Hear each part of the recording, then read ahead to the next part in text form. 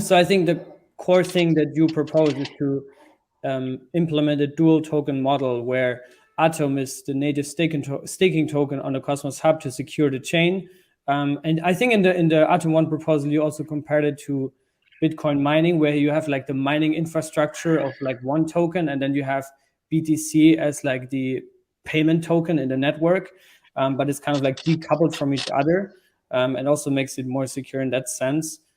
So Atom would, the main use case for Atom in that scenario would then be Atom to secure the Cosmos Hub, which then leverages through ICS, and Photon would be the transaction/payment token. Is that correct? Or that's all true. I would say I'll further clarify. The Atom token is used to stake primarily on the Cosmos Hub, and also for ICS1. And so what that means is if you stake atoms and become a Cosmos Hub validator, then through ICS1, aka simple replicated security, many blockchains can be secured by the Cosmos Hub validators.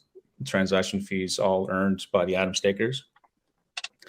And the Photon token, yes, the Photon token is a better token for transaction fees because you don't have to further stake it, delegate it to a delegator in order for it to be useful to you. You can hold it, and you're not going to get punished by the inflationary exponential inflation of the Atom, right? So it's much better than Atom in that sense. But it's also because of this quality that it doesn't suffer from exponential inflation. It's an ideal token also for ICS2 for securing other blockchains by bonding Photon tokens. Right. So just to clarify, to get photons, you first bond atoms toward photons. Right. Mm-hmm. Now you get photons, and then you can bond those photons to participate in ICS2A. Blockchains by delegating to a validator in ICS2A, or you can put those into a new hub zone through ICS2B. And that what's the difference between 2A and 2B exactly? It's in the Constitution in the definition section, but the main difference, is that the ownership, right? Who owns the photons and to which validator it is delegated to, it's all managed on the hub for ICS2A, right? So you can imagine, this is the scenario I'm imagining for an ICS2A system that is not described in the Constitution, but the Constitution allows anyone to build.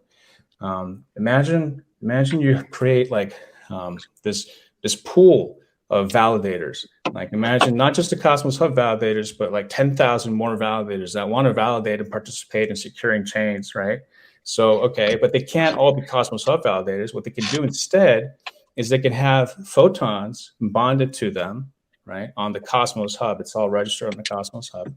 And then whenever someone wants to launch a new blockchain, right, they can choose perhaps, or maybe it's random, but they can choose among these validators that more or less have the same amount of photons bonded behind them to secure their chain, right? This is really good for consumer zones, right? And ultimately, the Cosmos Hub has more authority in like helping, in situations where there are issues, right? So this is a very much a Cosmos Hub managed ICS2 system, right?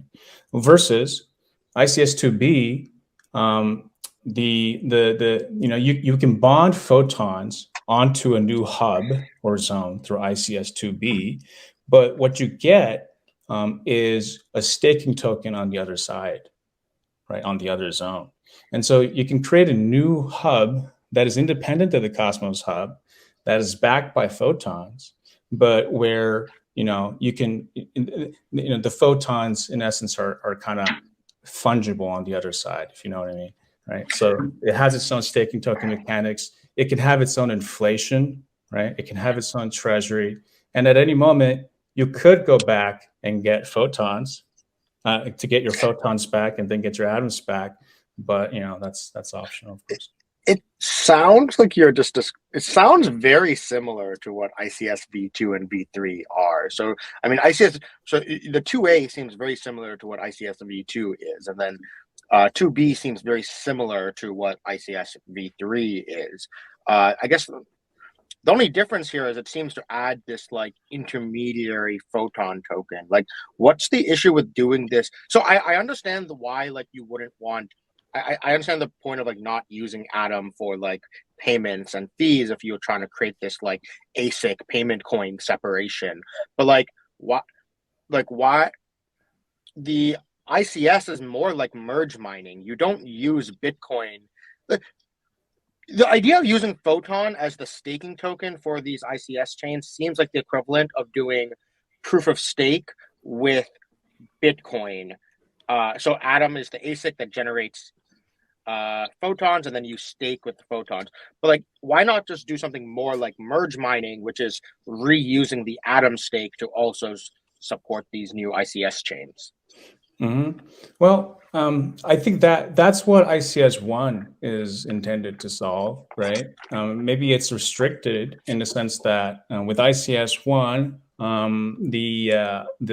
all the blockchains that are secured through ICS-1 would use the exact same validator set. So it's very simple, right? So the Cosmos Hub, So we get that. But once you try to create like like modifications to this, where it's not the whole validator set that can participate, but it's only a portion of them. It's like it gets really complicated. Like, how do you ensure the Nakamoto coefficient? It becomes one question. And so maybe we'll solve these in the future, but the ones the systems that are listed are all the ones that I think are kind of well defined enough that we can understand them. So ICS-1, that's simple, is easy to understand. And everything else I think should use photons because it doesn't suffer from exponential inflationary atoms.